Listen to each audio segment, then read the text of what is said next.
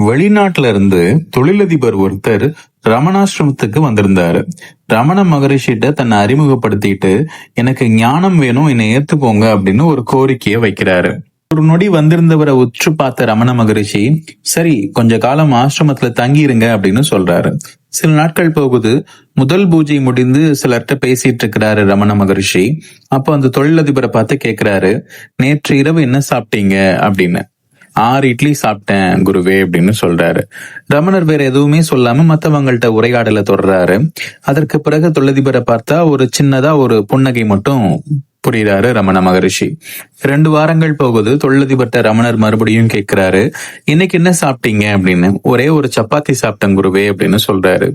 ரமணர் சிரிச்சுட்டே அவரை கடந்து போறாரு. அந்த தொழிலதிபருக்கு ரமணரோட நிரந்தரமா தங்கி இருக்கணும் அப்படிங்கிற ஒரு ஆசை.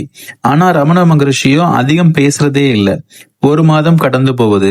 இன்னைக்கு என்ன சாப்பிட்டீங்க அப்படிங்கிற அதே கேள்வியை கேட்கிறாரு. அதற்கு அந்த தொழிலதிபர் சொல்றாரு, இன்னைக்கு உணவு சாப்பிட்டேன் அப்படின்னு. ரமணர் தன்னுடைய வலது கரத்தை உயர்த்தியபடி சொன்னாரு, நண்பரே, இனி ஞானத்தை தேடி நீங்க அலைய வேண்டியதில்லை.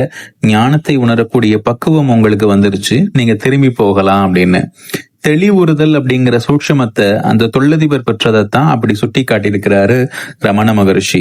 அது கைகூடுனா ஞானமும் கைகூடும்.